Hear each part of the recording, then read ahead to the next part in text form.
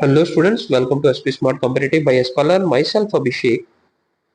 और आज हम बात करने वाले हैं बच्चे आपके साथ कॉम्बिनेशंस के बारे में।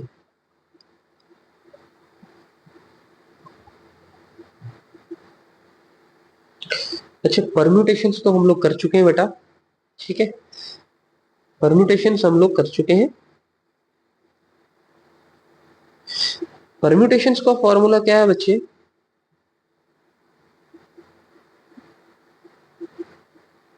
तो फॉर्मूला हम लोग लिखते हैं एनपीआर। एनपीआर किसके इक्वल है बेटा? N factorial upon N minus R factorial. ठीक है, तो जस्ट हम एक एग्जांपल लेते हैं बच्चे।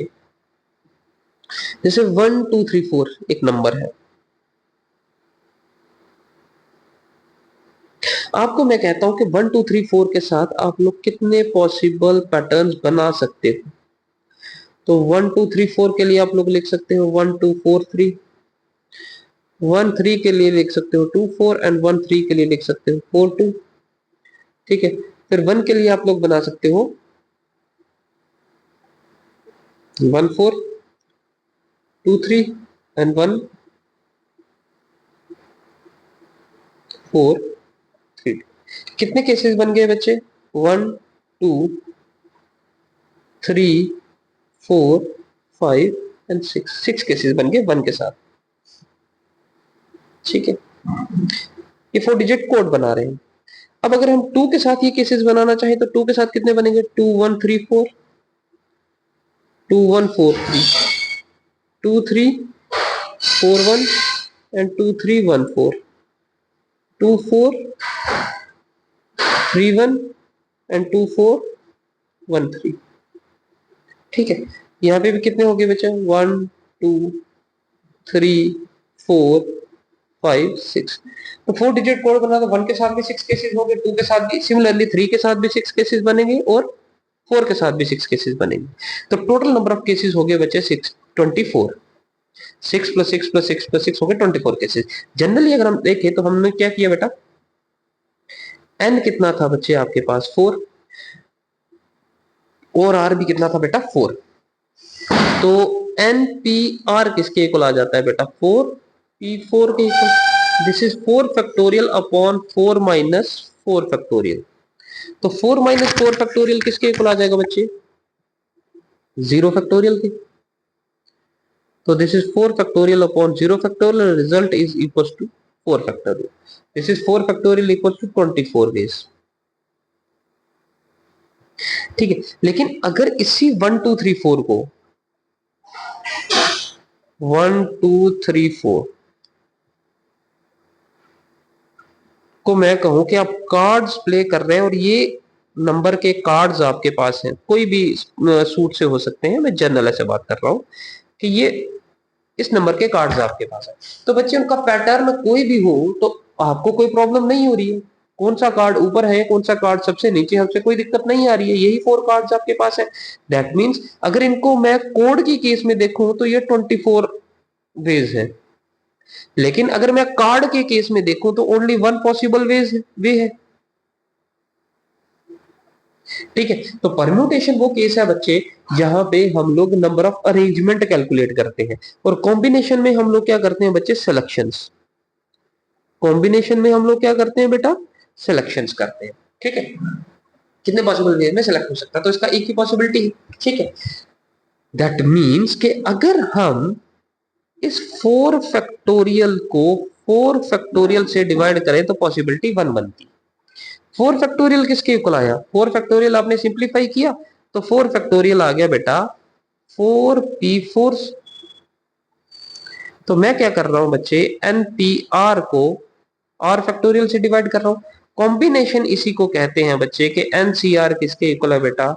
N factorial upon R factorial N minus R factorial. अब ये जो कंडीशन है बच्चे, ये किसका कंडीशन है? ये परम्यूटेशन का कंडीशन है। That means N P R upon R factorial किसके इक्वल है बच्चे? एन सी आर के इक्वल। इसका आपको ध्यान देना। N P R upon R factorial N C R किसके इक्वल है बेटा? N P R upon R factorial. R का केस क्या है बच्चे? R is greater than equals to 0 less than equals to N, जैसे परम्यूटेशन के केस। ठीक है, वैसे ही अब हमारे पास क्या आ जाता है बच्चे कि हम लोग एनसीआर के लिए कंडीशन फाइंड आउट करते हैं। अगर एनसी जीरो होगा तो इसको कैसे कैलकुलेट करेंगे बेटा, N factorial upon zero factorial N minus zero factorial. तो किसके इक्वल आ जाता है बेटा, एन फैक्टोरियल जीरो फैक्टोरियल बच्चे one and N minus zero is N factorial. तो ये दोनों कैंसिल आउट होके वैल्यू बनाता है बच्चे वन। तो मैं इसको रफ में यहाँ साइड में लिखते जाता हूँ बेटा, एन सी जीरो किसके इक्वल है बेटा, वन की। ठीक है, उसके बाद एन सी वन किसके इक्वल है बेटा, n C one, n C one किसके इक्वल आएगा बेटा, N factorial upon one factorial and N minus one factorial. तो एन फैक्टोरियल को मैं लिख सकता हूँ n into N minus one factorial upon N minus one factorial. इन दोनों को कैंसिल करूंगा तो वैल्यू आ जाएगा बच्चे एन। तो एन सी वन किसके इक्वल होता है बेटा, एन की। अब मैं एन सी टू करता हूं तो एन सी टू किसके इक्वल है बेटा, N factorial upon two factorial N minus two factorial. तो ये किसके इक्वल आ जाएगा बेटा, N into N minus one N minus two factorial upon two factorial into N minus two factorial. N minus two factorial N minus two factorial cancel, तो value आ जाएगा बच्चे आपके पास n into N minus one upon two factorial. तो N C two किसके equal आया बेटा, n into N minus one upon two factorial. तो एन सी थ्री किसके इक्वल आ जाएगा बच्चे, एन सी थ्री आ जाएगा बेटा N factorial upon three factorial N minus three factorial. ठीक है, एनसीआर का ये फार्मूला है हमारे पास। तो इसको किस तरह से लिखेंगे बच्चे, N N minus one N minus two N minus three factorial upon three factorial, और ये आ गया N minus three factorial. N minus three factorial N minus three factorial cancel, तो एन सी थ्री किसके इक्वल आ गया बच्चे, N into N minus one N minus two upon three factorial. That means N C three किसके equal हो गया बेटा, N into N minus one N minus two N minus three upon three factorial. तो आप यहां से देख रहे हैं बेटा nc2 किसके इक्वल है, nc2 था तो डिनोमिनेटर में 2 फैक्टोरियल आ गया, nc3 था तो डिनोमिनेटर में 3 फैक्टोरियल आ गया।